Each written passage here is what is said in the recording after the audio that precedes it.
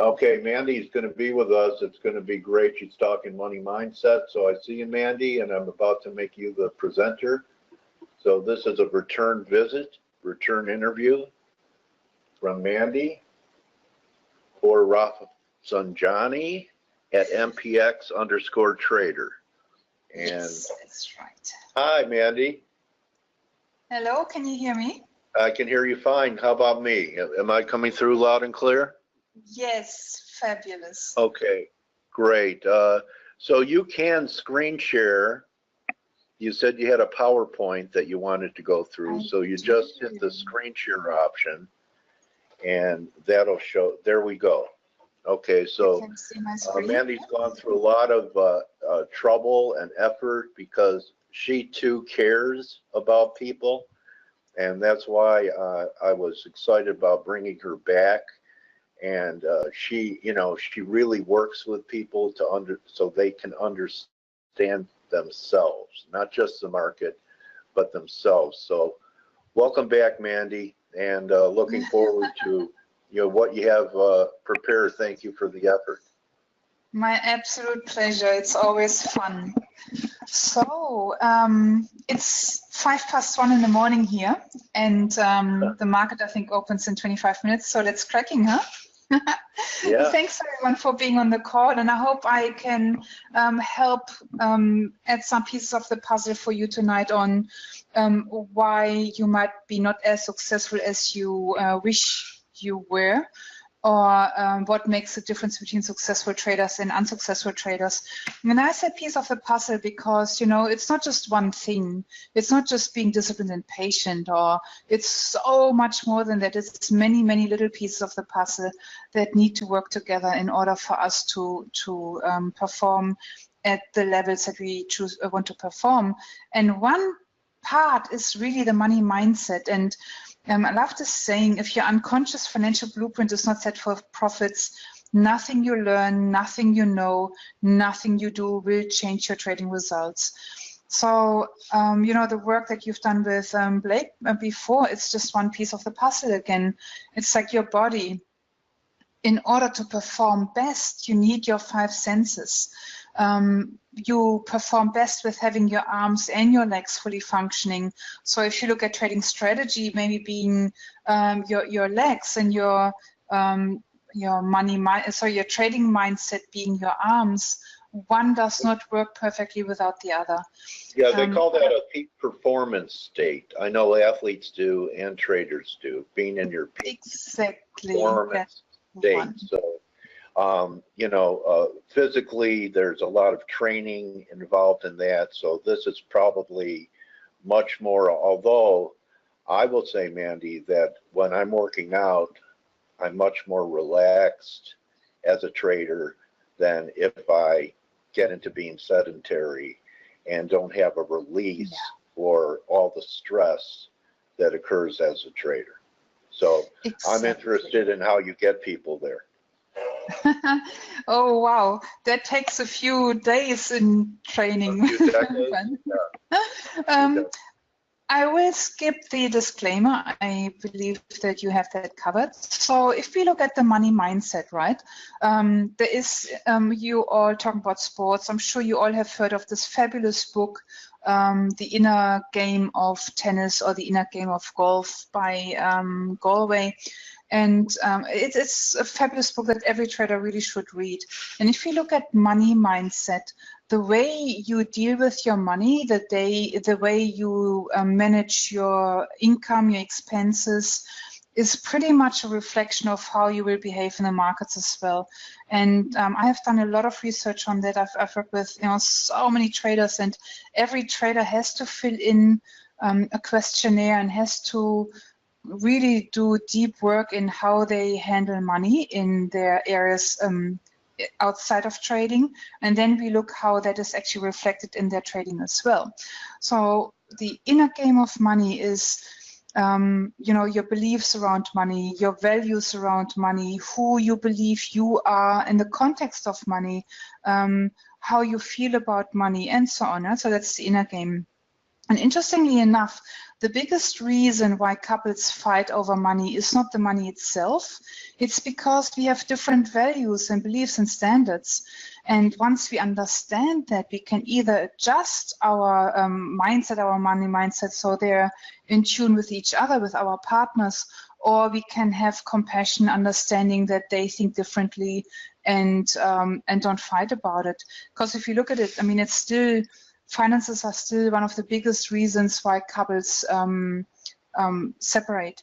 And also in trading, I get that so often. You won't believe it, Dale, where traders come to me not because of their trading problems, but because their partners say, I had enough, I want you to stop trading because I don't know who you are anymore, I can't deal with that, where's my husband, or where's my wife? Where people really change their behavioral patterns in their personalities, and that has such an impact on their relationships. And if our life outside of trading sucks, it is really hard to perform in trading. And then there is the outer money game, right, which is the business knowledge, the money management, risk management, trading strategies.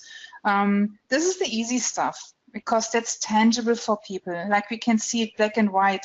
If our money management doesn't work or risk management doesn't work, we have statistics that we can look at. Whereas when it comes to the inner game, it's a little bit harder, right? And even before the financial downturn, so many people went out of business because they had money problems. Now, there are 4 blockages that when I work with someone on their trading challenges that I look at, and then I also look at the blockages in the context of the individual categories. So maybe money mindset, maybe performance mindset, maybe specific trading mindset. They all have those blockages, right? Which is spiritual, mental, and emotional blockages, and they then manifest in the physical world.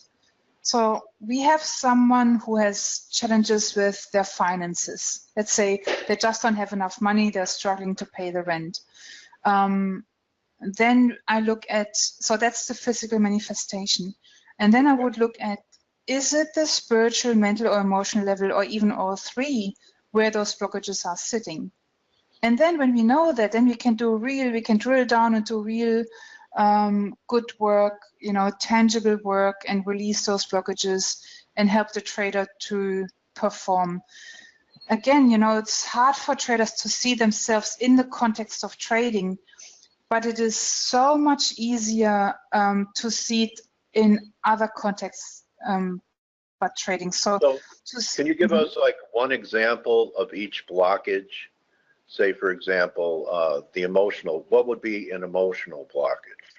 So an emotional blockage is something where we have a experience, a relationship with money that is pain-based, where let's say someone came from a relatively wealthy or well-off family, and then the family lost everything.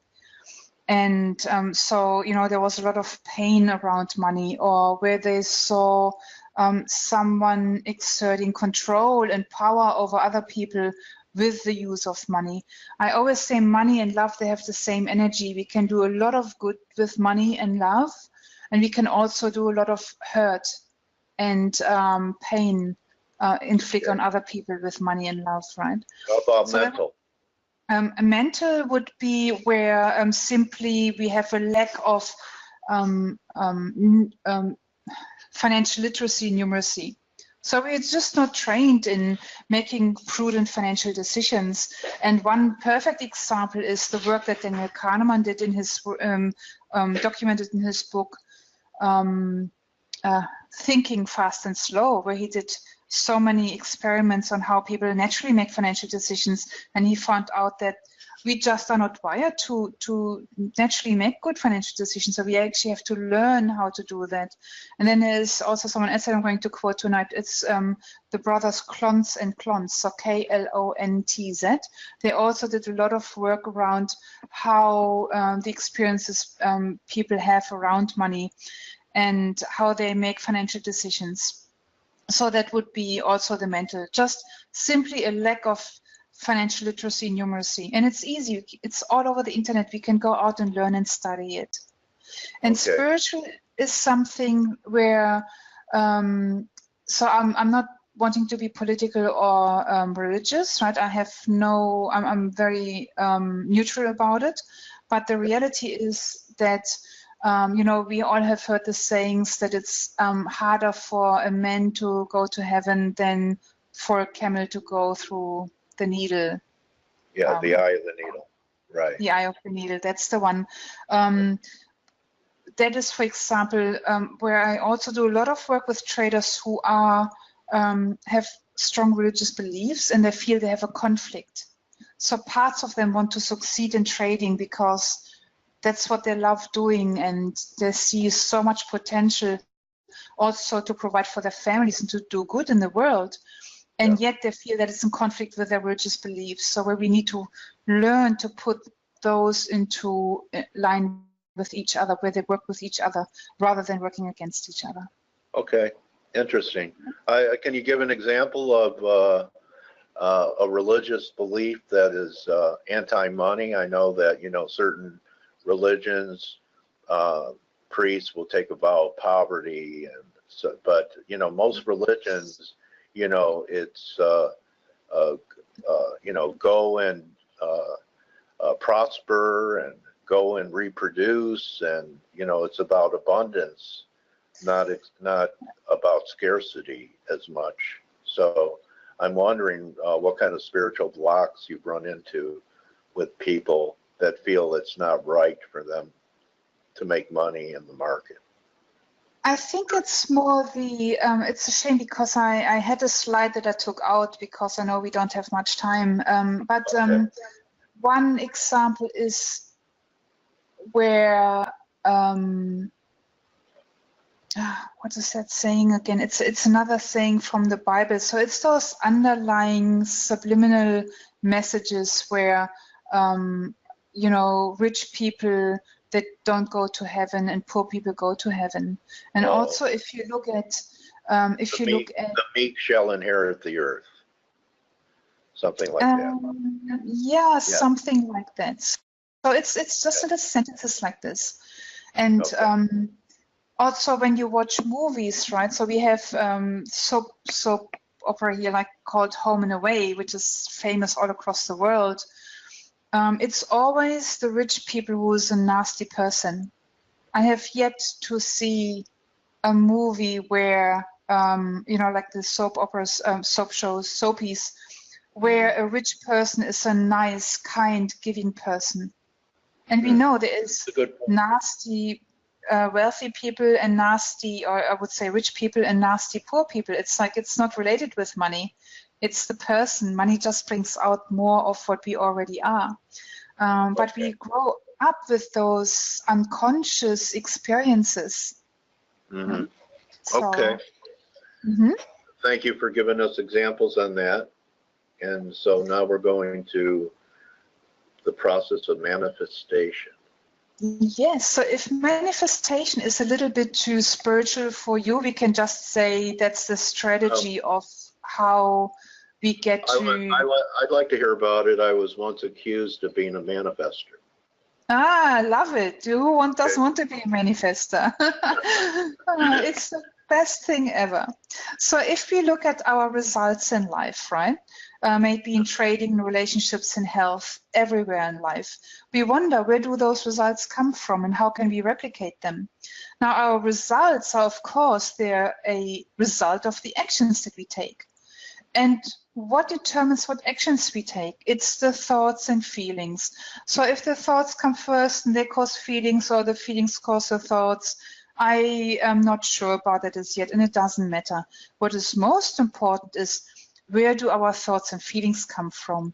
And they come from our programming. And our programming is our values, our beliefs, our attitude, our mindset that was formed as we were growing up. Yeah, or it could be called your paradigm. Exactly, a paradigm. I love the word paradigm. And I love the word paradigm shift as well, because if we look at our results, and we are not happy with our results. You know, so many traders that come to me, they say, I want to learn how to be patient and disciplined. But this is in the thoughts and feelings level. And that causes the actions. And it's not what transforms your trading. What transforms your trading is your paradigm. How about this, Mandy, that if you don't learn about yourself, that all you'll be left with is a pair of dimes. Wow, I've never heard this one. I love it. Instead of paradigm, a pair of dimes. So, okay.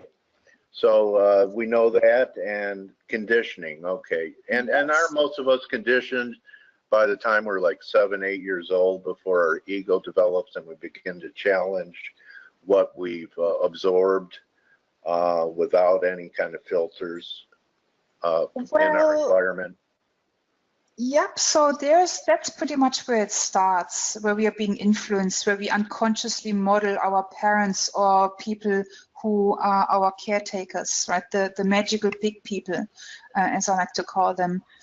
But it actually goes beyond that. So even during teenage years, we still develop our conditioning. And sorry, I can hear feedback. Can you hear me? I can hear you, but I can also hear myself. Oh, I see. Okay. You're echoing to yourself. Okay. Yeah. Sorry. So that's okay. And even when we have important experiences when we are older, so, you know, let's say we are in our 40s, I just make the number up now, and we go through a significant divorce, that also has a big aspect, a big influence on our conditioning as we grow older. So it's not only when we are young, it's also big events like death, like a birth of a child, right? Changes how you deal with money as well, how you deal with trading. So what we want to do is, in order to find out what our paradigm is, we want to go back and say, what was the verbal conditioning that we were exposed to when we were children? Or, you know, as we were growing up. So that's, as you say, up until the ages of 7 to 10. If you, for example, had a father figure who would have resentment against successful, wealthy people, and then you grow up and you want to create wealth as well, you would think that because it is so important to you to create wealth, that this is what you're going to pursue. But unconsciously, what is going to override that desire is the need to belong to the father, to belong to the parent, and to not disappoint the parent, and to do what the parent wants. And this is all happening on the unconscious level. Right. So if you have a father or father figure or parent figure who despises wealthy people and you want to be wealthy, you will always do some sort of self-sabotaging behavior just before you cross the line, because that unconscious need to be close to your parent is stronger than the desire to be wealthy. And because it is on the unconscious level, we keep banging our head against the wall. It's like, what's wrong with us? Until we can dig deep and find out what is actually going on. And then we have the awareness, and then it can be shifted easily. Then you can have a paradigm shift. So if someone finally realized it was their father's attitude, there's just the fact that you now have that awareness and you bring it out into the light, that makes it lose its power. Exactly. I hear that over and over again when traders finally realize, oh my God, this is the thing that had its power over me. It just falls off them, literally. So yes, it loses its power. However, that means that they still, up until the age they discover it, they only have learned strategies and behavioral patterns that they know that sabotage their behavior.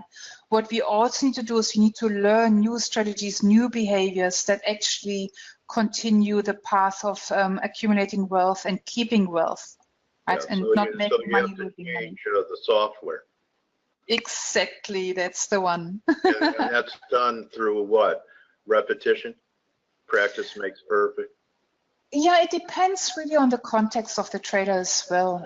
So for some it's repetition, for some it's really simple, helpful aspects where they, for example, an unconscious sabotaging behavioral pattern would be refusing to look at your statistics, at your metrics. And many traders don't know how to read their performance statistics. They don't understand what to look out for beyond profit and loss. And they would stop themselves to pursue that. That is an unconscious self-sabotaging behavioral pattern. Once this power of the parent figure falls off, as we mentioned before, suddenly they don't have this resentment against statistics anymore. Suddenly they're happy to keep their statistics. It's amazing, right? So this is how it plays out, for example. Okay, so let's go to this psychosis of money. Psychosis. So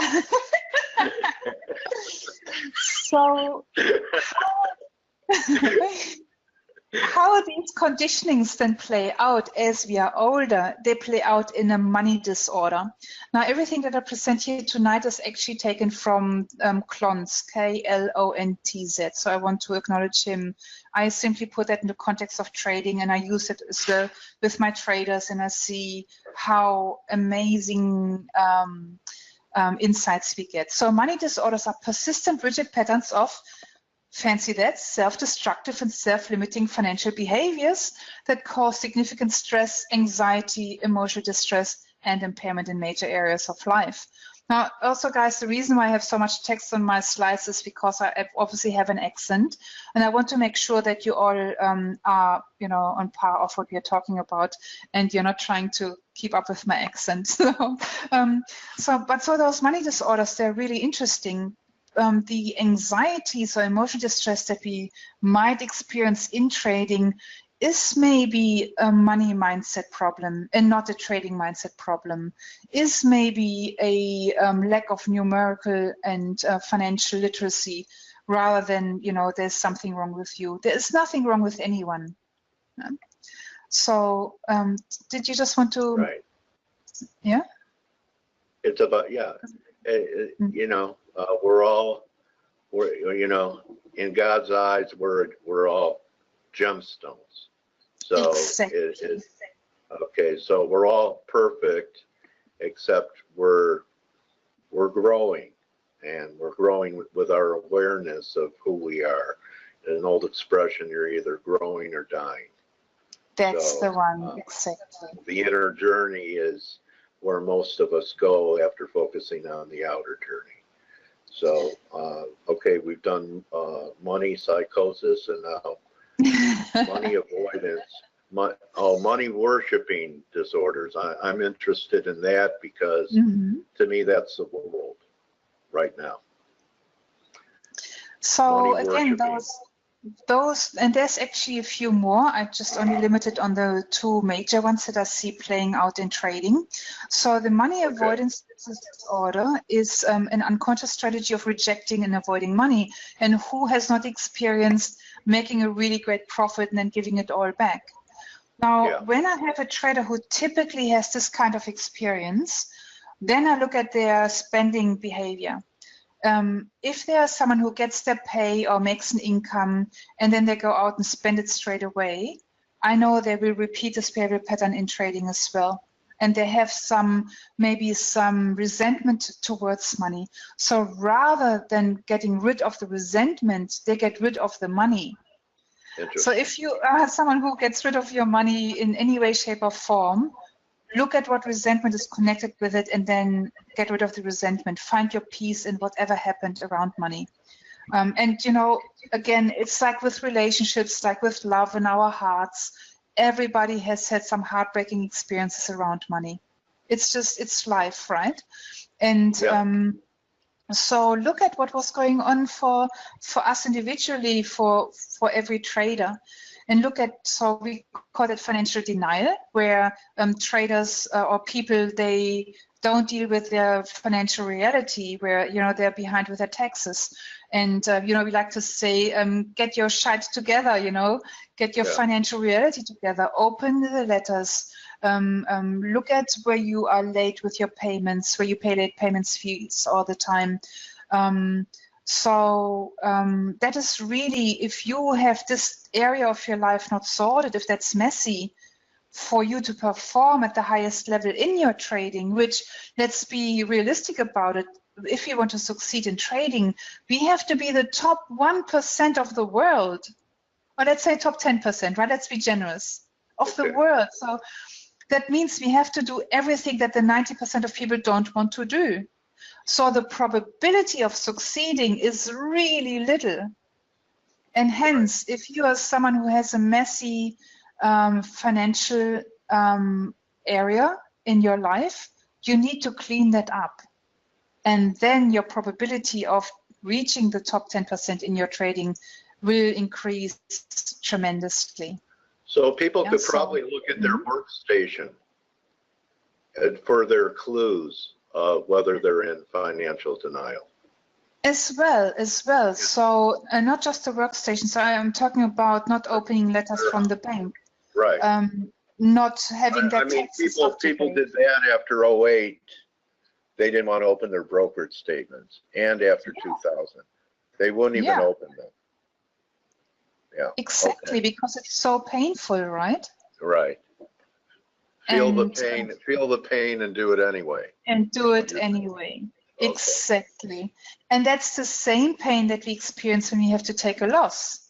So if you want to train yourself to take a loss, how about start opening those letters? Just do everything that's just uncomfortable as well in your life outside of trading. Okay. So money avoidance is shows up in financial denial. That's what I was just talking about. In financial rejection, which is having guilt around having money. So I also have a few traders that I worked with who felt guilty because there's so much poverty in the world, and they felt that they take from someone else, which we know, and they consciously know is not true, but still was running them and was impacting their ability to perform in their trading and do what needs to be done. Yeah, then if you look at money worshipping, it's very interesting as well. So money worshipping are the ones who think that money is the solution to everything, where they say, if only I had more money, I would perform so much better, because if I had more money, then I would take my losses. If I had more money, then I would be able to put bigger trades on. Right. I always say, if you don't know how to turn $1,000 into $10,000, you will turn $100,000 into nothing. And we have seen that in people who have inheritances, people who have... they didn't have to work for it. Yeah. So let me ask you this. Maybe it's good that people at some point in their life go through some hard times and can empathize with people that are going through hard times, so that when they experience good times, they can appreciate it, rather than silver spoon people where they always had it and probably can't empathize because they were never there, and they just look at poverty as being an eyesore. So maybe it's actually an advantage to have gone through the fire at some point in your life. Yeah, I totally agree with you, Dale. And also out of my own experiences where, you know, I was doing really well, and then I did some stupid things, you know, going through some breakups, in relationship breakups, and then suddenly there was like, you know, fear, and there was nothing. And to having experienced that, and also, you know, having done really stupid things in trading as well, I believe makes me a better coach, because I actually know the pain of not having enough money, and I know the pain of doing stupid things in your trading and then having to deal with the consequences. So yes, I think it makes us better human beings, doesn't it? Someone who has. Let's go from the pathological to the healthy profile of someone who's going to be has a healthy psychological background here. Okay, so the financial psychological profiles of wealthy people. So I use the word wealthy, not rich, because I include it in having healthy relationships, good health, and so on. Yeah. Right. So the ones who experience stress, they have money ambivalence and cognitive dissonance. And the ones who are doing well, they have lower levels of money avoidance, surprise. Yeah. They don't have loss aversion. So if you look at Richard Branson, he doesn't say, oh, I don't have enough money coming in, let's cut cost. He says, oh, this is how he became big. He said, don't have enough money coming in, how can we expand? And that's written in his book, Screw It, Let's Do It. And so I borrowed that, where I look at something, let's say something simple like, I have to pay my phone bill, it's $100. I don't have $100 in my account right now. Rather than reducing my phone bill to $50 a month plan, I say, how can I expand? How can I grow as a person and make $100 every month additionally, rather than folding in, becoming smaller and making less money? Yeah, and I love that, and I see wealthy people doing that. What is really interesting, I want to show you that. That is all, again, that's the work that Cons did. What they do is, so that's the traits of the wealthy that we can model. They have very high consciousness. They're very dependable, motivated, and act with self-discipline in the context of their work. Not always in all areas, but I see they do that in the context of their work, everything that they're passionate about. Sometimes they're not as dependable when it comes to their relationships, interesting enough. Like with their wives, they would say, I'm home for dinner at 6, and then they work till 10 o'clock. But, you know, when it comes to succeeding in their work, they're very dependable. Emotional stability. And here, this is the most interesting one, internal locus of control. When I ask them, how do you know you're doing a good job? They say, I just know. Or they have their own benchmarks. They don't need someone else to tell them that they have done a good job. And okay, also, they don't have to be validated. They don't have to be validated, exactly. I love how you put what I say into such beautiful words. And also what they do is they actually have, I don't have it here, they actually work with accountants, with bookkeepers, with coaches. They have professional people around them who have more knowledge than them. And that's the main difference between people who are less successful compared to people who are more successful, having the professionals around them. Interesting, huh? And that's all research-based. People better than you. Yeah, yeah. So so, you know, we can go on and on. So here they engage professions such as accountants, bookkeepers, coaches, lawyers, mentors. When I see people who are not as wealthy, they avoid working with a lawyer to look at a contract, and they might lose everything afterwards because the contract was not watertight or was worded not for them but against them. Okay. All right. Well, you know. Interesting. What do you want to wrap it with, Mandy? I want to wrap it with this one. Money beliefs. People with money are not good or bad. They're just people with money. People without money are not good or bad. They're just people without money. You with lots of money, you're not good or bad. It's just you with lots of money. You with no money, you're not good or bad. It's just you with no money. Now here's the interesting bit.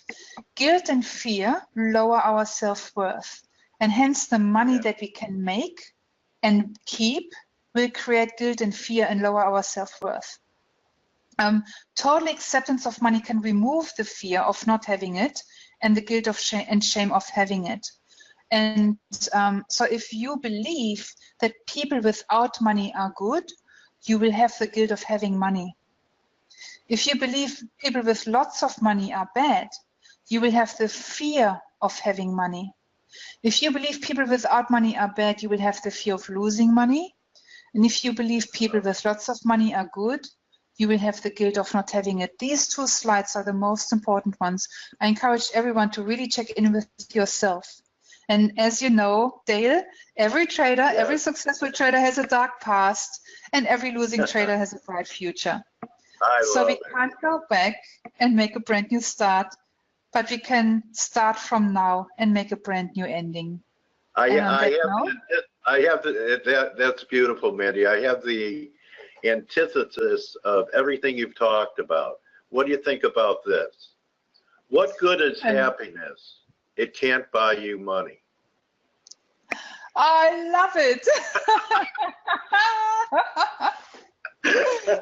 What good is happiness? It can't buy you money.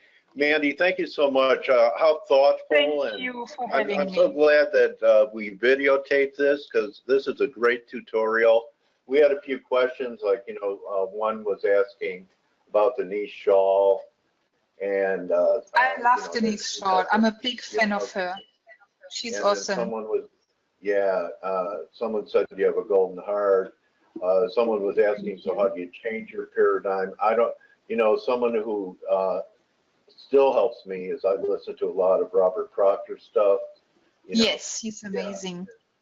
And a little hypnosis here and there, and I listen to Mandi.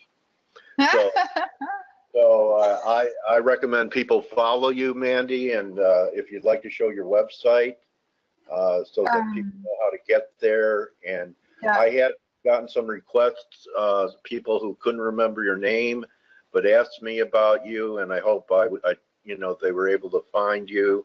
But really think that your work is a real positive. It's a candle in the dark world of trading.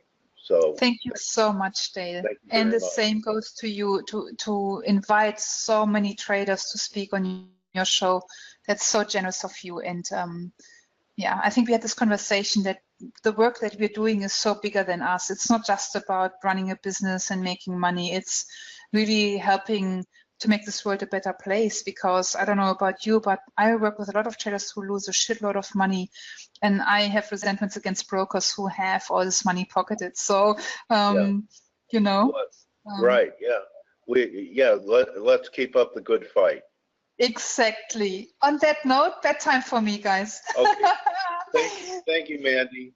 Thank you very much, and Happy New Year to you, and happy holidays to you, and a great 2018 to you and all your mentees.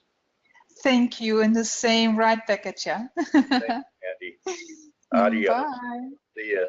All right, that was Mandi. Hope you enjoyed it, everybody. So tomorrow's investing.com Thursday. Have another great interview. I'm not going to tell you who it is, so you'll have to show up. And let's wrap it with don't just count your pips, count your blessings, and see everyone tomorrow. Adios, my trading warrior brothers and sisters.